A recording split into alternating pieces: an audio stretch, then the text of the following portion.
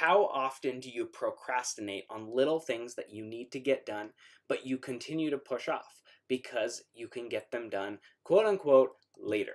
We'll get them done at a different time, right? And I do this too, is I put things into a task list, but the problem is that I don't always go back to my task list. I don't always go and check those items off. And what happens ultimately is they end up taking up so much mental real estate, they take up so much mental capacity that I think of them on an ongoing basis. So the other day I woke up at 2 a.m. and I couldn't go to sleep for about an hour and a half to 2 hours because I was thinking of the things that I needed to get done before the end of the year that I hadn't done yet. And so instead of doing them when I should have done them 2-3 weeks ago, I have some business things that need to get done and needed to get done, and I said I would get done 2 to 3 weeks ago. But instead of doing them, what happened was I put them off. I pushed them off, and I didn't completely understand what I needed to do. I don't have all of the information. I don't have all of the understanding for the project, so I just kept pushing it off and saying, I'll get to it later.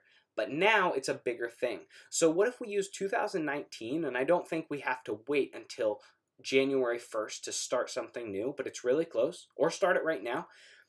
But what if instead of just pushing those little things off, those procrastination pieces off, we did them today? We did them right now. We decided I'm just going to take action and stop pushing these things off.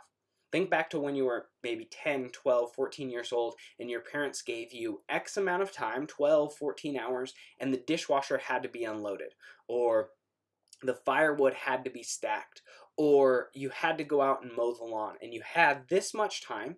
And so as kids, as people, generally, most of us, unless you're just all-out winner, you probably pushed off what you had to do until the very last minute, and you said, I'll get to it later, I'll get to it later. But the problem is that throughout that entire period of time that you're waiting, that you shouldn't have been waiting, you're thinking about it. You're using your mental capacity. So what happens to me now is that instead of being fully present with my wife, with my kids, with my friends, is that I'm thinking about the things that I have to get done after that meeting, after that situation.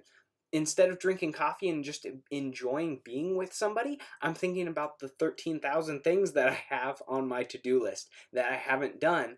And they were small, they're minuscule, but I let them add up and become a big thing. So what can you do to take action with those things right now so that you can be fully present for 2019, so that you can be fully there and engaged for 2019, for your family, for your friends, for your kids? Now, it's easier said than done. I completely understand that. But what if we took those steps and said, instead of just making a task list of all these little things and letting them add up, I'm going to, every single day, I'm going to go through and I'm going to check off that list. Or I'm going to go through every single day and I'm just going to make 1 hour to get all those things done.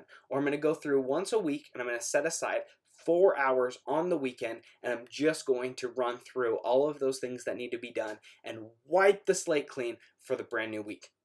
What if we did that? Simple, taskable items, putting them into action and actually getting them done. What would your year look like if those things changed and if you stopped procrastinating on the things that you don't totally get or the things that you just don't really want to do?